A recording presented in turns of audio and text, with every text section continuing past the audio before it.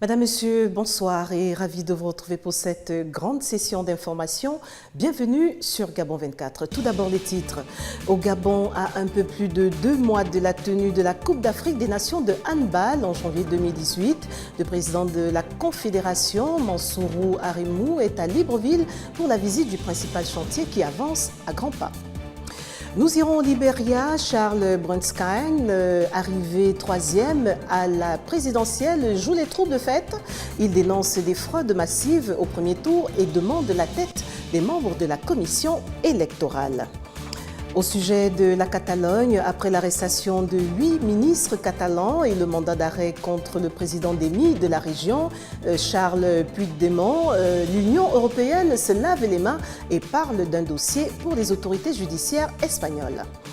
Et puis l'invité du journal, Grace Nguyen, représentante du collectif Lukwel, elle va nous édifier sur le salon du mariage qui aura lieu ce samedi 4 novembre à Libreville. Voilà pour le fil conducteur de cette grande session. Madame, Monsieur, voici votre journal.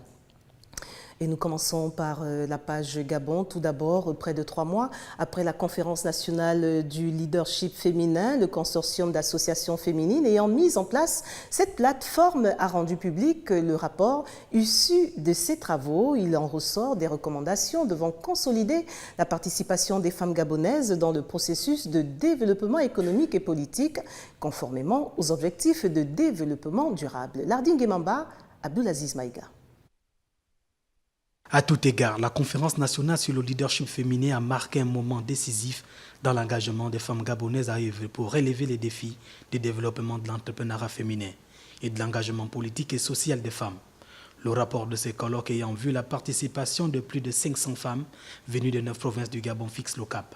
Une des recommandations qui a été faite est celle de pouvoir mettre en place effectivement un fonds qui permettra aux femmes de moins de 35 ans qui souhaitent se lancer en politique de manière indépendante d'avoir un accompagnement. Puisque lorsque nous avons fait le panel, ce qui a été dit par les panélistes est qu'il est important pour se lancer en politique d'avoir des financements et donc d'être assis économiquement parlant. Donc c'est pour cette raison que nous avons estimé qu'il était important de mettre en place un fonds qui permettrait donc aux femmes gabonaises qui veulent se lancer, qui sont jeunes, mais qui ont le plaisir et qui aiment la chose politique de se lancer dans ce domaine d'activité. De façon concrète, la CNLF a donné naissance au premier incubateur citoyen Politica et le comité compte se donner les moyens de sa mise en œuvre. Politica, comme vous le savez, comme je le disais tout à l'heure, c'est le bébé de la conférence, puisque c'est un organe que nous avons lancé lors de la conférence nationale du leadership féminin et qui sera mis sur place dans quelques semaines.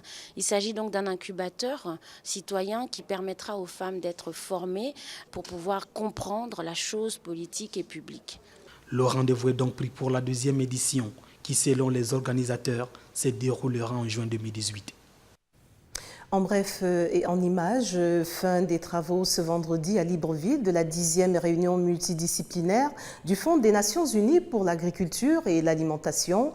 2 jours de concertation entre experts pour faire le bilan des projets des dernières années avec en perspective de renforcer les acquis dans le développement de l'agriculture sous-régionale. Il ressort des échanges en atelier, des recommandations sur les réformes du présent binomium. On écoute les explications du coordonnateur Afrique centrale de la FAO au micro d'Ismaël Obianzi. Oui, le défi le plus important par rapport aux jeunes, c'est de les intégrer dans les systèmes agroalimentaires. Et ça se fait à travers l'accès à des terres fertiles et aussi à l'eau pour l'irrigation. Mais en même temps, on travaille pour l'accès à la technologie. Ça implique normalement la formation des jeunes. Et aussi, il faut travailler sur les chaînes de valeur pour l'intégration dans les marchés. Parce qu'il faut que la durabilité économique soit garantie.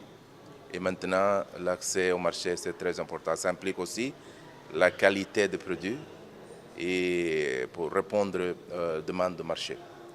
Maintenant, la 4e chose, c'est l'accès au crédit. Parce qu'on demande à la jeunesse pour investir dans les technologies durables, mais maintenant il faut avoir l'argent. Et on peut avoir un peu d'argent pour les jeunes à travers des systèmes de crédit,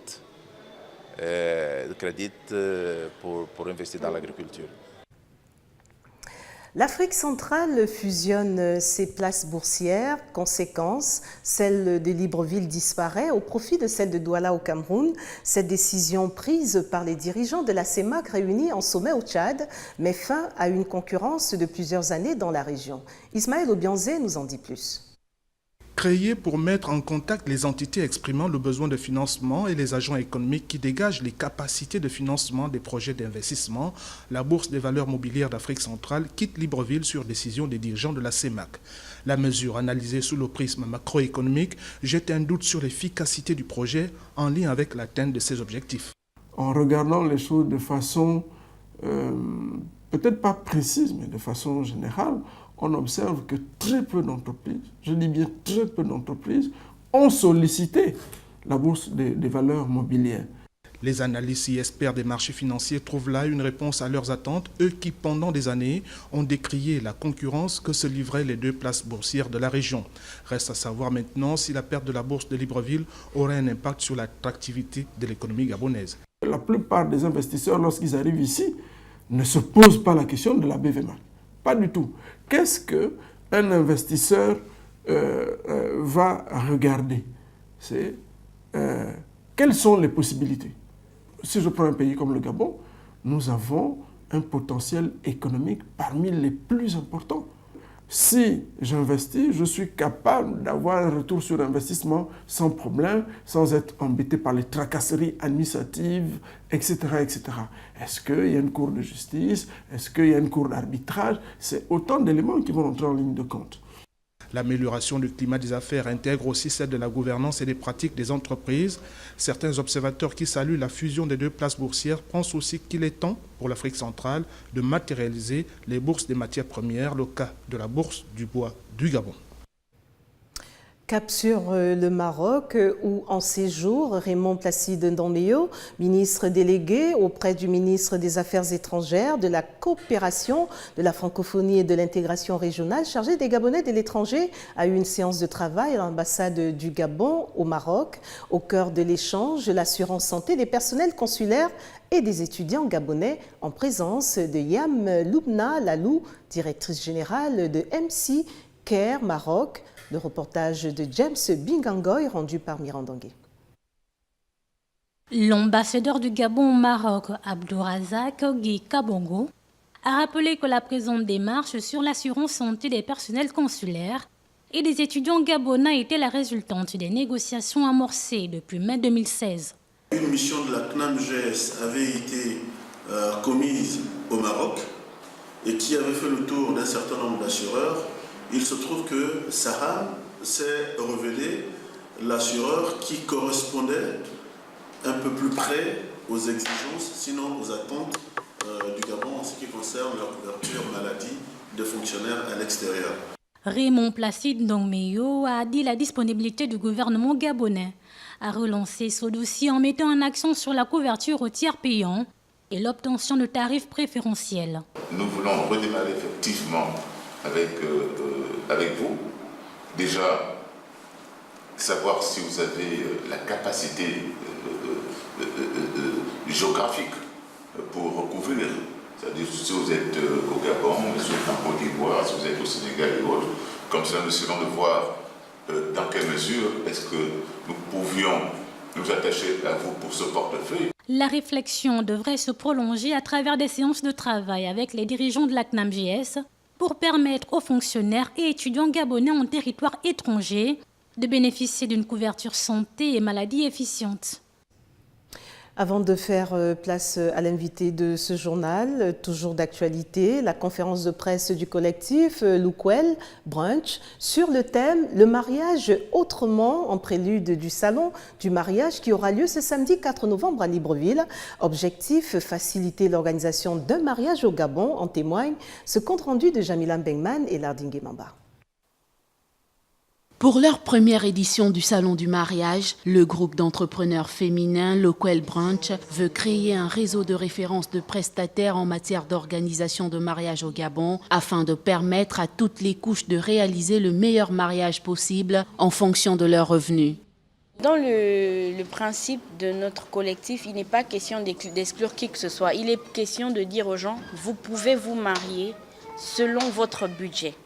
Mais c'est aussi de dire aux gens, quand vous avez un certain budget, ça implique une certaine organisation, certaines restrictions peut-être. Donc, en fonction de votre budget, on fera votre mariage. L'innovation de cette année sera le clin d'œil civique à travers des ateliers d'éducation sur les choix des régimes matrimoniaux et les différentes démarches à faire par les conjoints et leurs ayants droit. Au cours de cet événement qu'est notre salon du mariage, il y aura des ateliers éducatifs avec des professionnels du mariage, toujours pour édifier les gens autour de la question du mariage, les bons choix à faire, les essentiels à savoir avant de s'engager dans la décision de se marier. Faciliter l'organisation du mariage en évitant tout type de stress sera donc le leitmotiv de ce collectif qui organisera ce 4 novembre au Radisson Blu de Libreville l'événement à proprement dit du salon de mariage avec des stands d'exposition d'accessoires et des ateliers animés par des experts en la matière. Et justement, la représentante de Loquel, Grace Engon, est avec moi sur ce plateau. Bonsoir. Bonsoir, Mireille. Alors, je viens de le dire, vous êtes la représentante du collectif, parce qu'il s'agit d'un collectif, Loquel, qui veut dire en langue nzebi, le mariage. Une initiative qui naît comment? Alors, le collectif Loquel, c'est 5 jeunes entrepreneurs. Donc, on a Elsa Andem, Dorine Mekam, Nikezada Fenela, Sandine Sabobab et moi. Alors, nous travaillons en fait avec des personnes qui envisagent de se marier et donc nous avons décidé de créer ce collectif pour pouvoir amener des gens à se marier justement autrement. Alors ce samedi, il y a une actualité, il faudrait simplement rajouter brunch, oui. Loquel Brunch. À Libreville, vous organisez donc salon du mariage en vue de faciliter, on l'a vu un peu dans le reportage, l'organisation d'un mariage, un salon qui va se limiter au mariage traditionnel. Pour les Nzebi, civil, mais bon, civil ou traditionnel, voilà. Parce que Loquel, c'est mariage en Nzebi. Est-ce qu'on s'adresse juste aux Nzebi ou bien à toutes les ethnies du Gabon?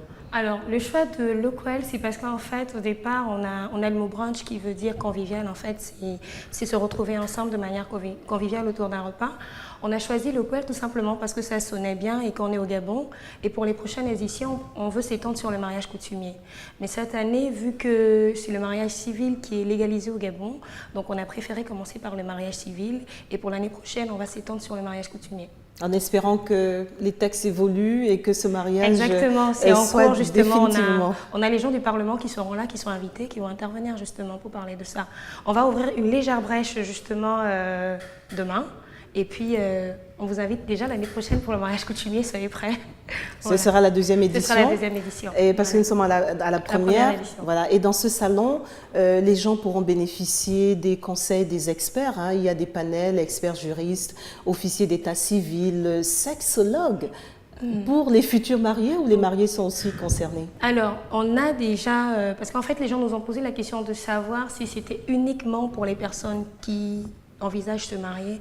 Non, on a répondu non parce que justement, on a ce côté civique qui interpelle les personnes mariées et les personnes qui envisagent de se marier parce qu'on a beaucoup de mots dans les problèmes de couple et généralement, vu nos mœurs et nos valeurs, ce ne sont pas des sujets qu'on aborde tout le temps. Donc, pour ce samedi, bien évidemment, en respectant nos valeurs, il y aura ces sexologues-là qui vont venir parler des problèmes, des mots, parce que ce sont des véritables mots dans le couple. Des mots qui nous intéressent tous, hein, voilà. Mariés ou futurs mariés, et la valeur ajoutée, d'accord, salon du mariage, on en a vu, mais cette première édition table exclusivement ou précisément sur quoi? Alors, la valeur ajoutée, déjà, c'est le côté civique, on tient à le dire, et secondo, on a un mariage sponsorisé clé en main. Voilà, qu'on offrira au couple gagnant. Mais on a pensé à tout le monde, hein, ne soyez pas inquiets. En fait, on a 2 tombolas. On a une tombola pour les personnes qui envisagent se marier en 2018 et on a une tombola pour les personnes qui sont déjà mariées et les personnes qui n'envisagent pas se marier. Donc, la particularité, c'est ce mariage sponsorisé. Mais en plus, ça va permettre en fait de créer une émission parce que par derrière, il y a une télé-réalité. On va suivre ce couple du projet jusqu'à la réalisation.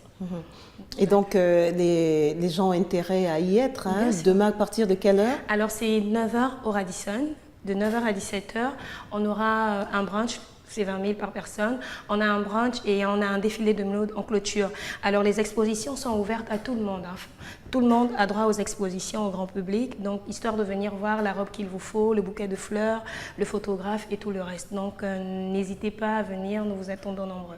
Et vous confirmez que le gagnant de la tombola aura son mariage organisé du début jusqu'à la fin. Exactement, du début jusqu'à la fin, du projet jusqu'à la réalisation et la lune de miel. Merci Grace Ngouan d'être passée nous édifier un peu plus sur le mariage. Merci, un salon, la première édition qui va se tenir, pour rappel, à ceux qui nous rejoignent seulement à l'instant, ce samedi à compter de 9h au Radisson Blu. Oui. Et nous sommes là dans le premier arrondissement de Libreville. Merci encore. C'est moi, je vous Et remercie. Gabon 24 viendra faire regarder. Hein. Merci. Voilà. Et l'actualité continue et nous restons dans la page Gabon pour parler cette fois de sport. Tout d'abord, le ministère en charge des sports et le président de la Confédération africaine de handball ont effectué ce vendredi une visite d'inspection sur le site devant abriter la 23e édition de la Coupe d'Afrique de handball. Objectif, s'enquérir de l'avancement des travaux de cette compétition prévue débuter en janvier 2018. Le regard de Lambris Boubala et Hervé Aubian. Le président de la Confédération africaine de handball, Mansour Aremou, et le ministre des Sports, Mathias Otunga Sibadjo, étaient en visite d'inspection sur le site encore en construction du Palais des Sports. Ce complexe sportif, qui va abriter la 23e Coupe d'Afrique de handball, laisse apparaître petit à petit sa forme définitive et rassure au sorti de cette visite. Je pense que nous avons déjà organisé 2 Coupes d'Afrique des Nations de football. Et là, nous sommes en train d'organiser notre première Coupe d'Afrique des Nations de handball. J'allais vous dire wait and see. Les travaux exécutés par l'entreprise chinoise avancent à pas de géant et le chantier pourrait être livré dans les délais, c'est-à-dire avant le 17 janvier 2018, date du début de la compétition. Nous pensons que dans un délai raisonnable, cette salle sera mise à disposition pour que nous puissions bien évidemment faire les tests nécessaires et rassurer les délégations participantes. L'édition de 2018 n'est pas une édition qualificative au JO pour ceux qui connaissent un peu nos événements, mais tout simplement qualificative au mondial. 10 équipes nationales prendront part à cette 23e CAN senior hommes de handball, le Gabon, l'Égypte, la Tunisie, l'Angola, l'Algérie, le Maroc, le Cameroun, la République démocratique du Congo, le Congo et le Nigeria. Place aux actualités du continent. Tout d'abord, nouvelle montée au créneau ce jeudi au Libéria de Charles Bronskine. Le candidat arrivé 3e à la présidentielle libérienne demande à son tour que les membres de la Commission électorale nationale soient remplacés. Le candidat malheureux se plaint d'irrégularités dans le processus électoral. En témoigne ce récit de Toroté Nyama. Les voix continuent de s'élever au Libéria contre les résultats du premier tour. Dernière en date, celle de Charles Bronskine, arrivé 3e à la dernière élection présidentielle et mécontent de l'organisation de la Commission électorale nationale. Nous comptons demander le remaniement de la Commission électorale nationale. Jérôme Korkaya et son équipe ne devraient pas être autorisés à organiser des élections dans ce pays, car il n'y a aucune chance qu'elles soient libres et transparentes. Le parti de Charles Bronskine est l'une des 3 formations politiques qui ont contesté les résultats du premier tour du 10 octobre. L'audience de la Cour suprême du Libéria sur ces allégations d'irrégularité, avec la présence des membres de l'ANEC, doit se tenir ce vendredi. Nous pensons qu'il est dans l'intérêt de notre pays et du peuple du Libéria que le processus soit suspendu pour que nous puissions déterminer les failles, voir si nous pouvons mettre un nouveau système en place et organiser la tenue d'un nouveau scrutin. Georges Weah, 51 ans, était arrivé largement en tête du premier tour du 10 octobre avec 39% des voix, devant Joseph Boakai, 72 ans, qui avait obtenu 29,1% des suffrages. Charles Bromsky avait, lui, obtenu 9,6%. Le déroulement du premier tour a été salué comme largement crédible par les observateurs nationaux et internationaux, malgré certaines irrégularités et de longs retards relevés dans certains bureaux de vote. En Côte d'Ivoire, l'actualité reste dominée par l'inauguration du gigantesque barrage hydroélectrique de Soubré dans le sud-ouest du pays. La cérémonie s'est déroulée en présence du président Alassane Ouattara. Svetlana Gadis Maganga nous en dit plus. Le gigantesque barrage hydroélectrique de Soubré dans le sud-ouest de la Côte d'Ivoire a été inauguré jeudi par le président ivoirien Alassane Ouattara. Ce barrage de 4 km de long doit produire 275 MW d'électricité par an avec ses 4 turbines qui s'ajouteront au réseau actuel de 2000 MW selon Amidou Traoré, directeur général de la Société des énergies de Côte d'Ivoire. D'un coût de 331 milliards de francs CFA, sa construction qui démarre en 2013 a été financée par la Chine à hauteur de 4,25%. La première turbine avait été mise en service en juin. Notre pays s'est engagé en 2015, dans le cadre des accords de Paris sur le climat, la COP21, à réduire à l'horizon de 2030 ses émissions de gaz à effet de serre de 28% pour l'ensemble des secteurs confondus. Soubré est l'aménagement hydroélectrique le plus puissant de Côte d'Ivoire. Cet ouvrage augmentera la part du renouvelable de 45% et 200 hectares de terre ont été préservés pour la conservation de la faune et de la flore. Avant Soubré, la fourniture d'électricité de la Côte d'Ivoire était assurée à hauteur de 75% par l'énergie thermique, le reste revenant au barrage hydroélectrique. Première puissance économique d'Afrique de l'Ouest francophone, la Côte d'Ivoire s'est engagée dans la reconstruction de son réseau électrique depuis la fin de la crise post-électorale de 2010-2011. Les autorités projettent d'investir près de 16 milliards d'euros dans le secteur d'ici 2030, financés en grande partie par le privé. Abidjan ambitionne de doubler sa production actuelle d'ici 2020. Vos actualités hors du continent n'étant pas en reste, tout d'abord en Italie, la coalition de droite mène campagne en Sicile avant les élections de dimanche, quand plus de 4,5 millions d'électeurs seront appelés aux urnes pour élire leur assemblée et le président de leur région. Ce scrutin est le dernier test grandeur nature avant les législatives prévues au début de 2018, vraisemblablement entre février et avril. Retrouvons Dorothée Nyama.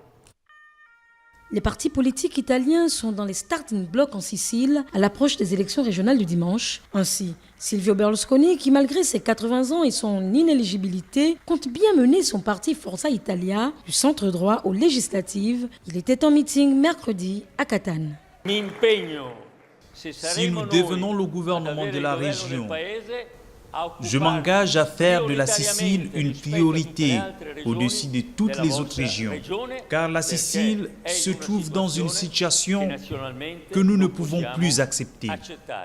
Principal adversaire du parti de Berlusconi, les populistes du mouvement 5 étoiles, qui entendent bien remporter leur première région depuis leur fondation en 2009, lors d'un scrutin régional aux allures de test avant les législatives italiennes de 2018. Je vous le demande, utilisez ces 2 jours qui restent pour convaincre ceux qui se sont résignés, qui ont décidé de ne pas voter. Convainquez-les de voter, de choisir le bon parti. Dans les derniers sondages, le candidat du mouvement, Giancarlo Cancelleri, est à quelques points derrière Nello Musumeci, le candidat commun de Forza Italia et de la branche sud de la Ligue Nord. Le patron de la Ligue Nord, Matteo Salvini, doit lui-même entamer une tournée en Sicile dimanche pour soutenir Nello Musumeci. Le mandat d'arrêt contre le président d'EMI de la Catalogne, Carles Puigdemont, est un dossier pour les autorités judiciaires espagnoles, a estimé ce vendredi la Commission européenne au lendemain de l'arrestation de 8 ministres catalans et du mandat d'arrêt émis contre Carles Puigdemont et 4 autres ministres catalans toujours en Belgique. Miranda Anguet s'en fait l'écho. Selon la porte-parole de la Commission européenne, le cas du président catalan destitué, Carles Puigdemont, actuellement en Belgique et sur qui pèse la menace des mandats d'arrêt européens, après son refus de comparaître à Madrid, est un dossier relevant de la justice. C'est un dossier entièrement pour les autorités judiciaires dont nous respectons complètement l'indépendance. Elle a maintenu une position identique concernant la situation de 8 membres du gouvernement de Carles Puigdemont, placés en détention provisoire par l'Espagne. La justice espagnole devait demander vendredi à la Belgique de le livrer Carles Puigdemont sous le coup de poursuite après la déclaration d'indépendance de la Catalogne. La Commission européenne a, depuis le déclenchement de la crise en Catalogne, refusé de s'immiscer dans ce qu'elle estime relever de l'ordre constitutionnel espagnol, malgré de nombreuses sollicitations. Dans un message télévisé depuis Bruxelles le jeudi soir, Carles Puigdemont a estimé que la décision de la justice n'était plus une affaire interne espagnole et que la communauté internationale devait se rendre compte du danger qu'elle constituait. Et puis l'actuel entraîneur de Manchester United et ancien entraîneur du Real Madrid, José Mourinho, a assisté ce vendredi à une audience dans un tribunal de Madrid pour répondre à des accusations de non-paiement d'environ 3,3 millions d'euros d'impôts entre 2011 et 2012. Jamila Bengman. L'entraîneur portugais José Mourinho, l'actuel technicien de Manchester United, passé par le Real Madrid, est visé par une plainte du parquet pour une fraude fiscale présumée de 3,3 millions d'euros selon la justice espagnole. La section des délits économiques du parquet provincial de Madrid a présenté une plainte devant un juge d'instruction contre l'ancien entraîneur du football du Real Madrid, José Mourinho dos Santos, pour 2 délits contre le trésor public. On m'a dit que pour régulariser ma situation, je devais payer le montant X. Je n'ai pas répondu, je n'ai pas argumenté. J'ai payé, j'ai signé avec l'État des registres de conformité. L'affaire est définitivement close. C'est pourquoi je suis juste resté 5 minutes afin de dire à son Excellence le juge exactement ce que je vous dis. Il n'y a rien d'autre à ajouter. Selon le parquet, la fraude s'élèverait à 1,6 million d'euros en 2011 et 1,7 million d'euros en 2012, 2 exercices pendant lesquels Mourinho était entraîneur du Real. Mourinho, 54 ans, qui entraîne Manchester United depuis 1 an déjà, avait fait l'objet de révélations en décembre 2016 dans le scandale des Football Leaks, une vaste enquête consacrée à la fraude dans le football. Cette plainte intervient alors que la justice espagnole semble s'être lancée dans des procédures tout azimut pour lutter contre l'évasion fiscale dans le monde du football. Une plainte similaire du parquet a ainsi visé la semaine dernière l'attaquant portugais du Real, Cristiano Ronaldo, client comme Mourinho du puissant agent Jorge Mendes. Restons en sport pour cette information des dernières minutes et c'est en bref et en images. Le tirage au sort de la 23e édition de la Coupe d'Afrique de handball vient de rendre son verdict. Le Gabon sera logé dans la poule A, composée de la Tunisie, de l'Algérie, du Cameroun et du Congo, avec qui ils joueront en ouverture le 17 janvier 2018. Nous y reviendrons au cours de nos prochaines sessions d'information. Le temps pour moi à présent de faire le rappel des titres. Au Gabon, à un peu plus de 2 mois de la tenue de la Coupe d'Afrique des Nations de handball en janvier 2018, le président de la Confédération, Mansourou Arimou, est à Libreville pour la visite du principal chantier qui avance à grands pas. Dans ce journal, vous l'avez vu, au Libéria, Charles Brunskine, arrivé 3e à la présidentielle, joue les troupes de fête. Il dénonce des fraudes massives au premier tour et demande la tête des membres de la commission électorale. Et puis au sujet de la Catalogne, après l'arrestation de 8 ministres catalans et le mandat d'arrêt contre le président démis de la région, Carles Puigdemont, l'Union européenne se lave les mains et parle d'un dossier pour les autorités judiciaires espagnoles. Voilà, Madame, Monsieur, pour l'essentiel de cette grande session d'information. Au nom de toute l'équipe, merci de nous rester fidèles. À 22h, Ernil Kozas-Kambila vous attend pour un autre développement de l'actualité. J'aurai plaisir à vous retrouver demain à 18h. D'ici là, l'information continue sur Gabon 24 et surtout n'oubliez pas que quoi qu'il arrive entre-temps, gardez le sourire. Au revoir.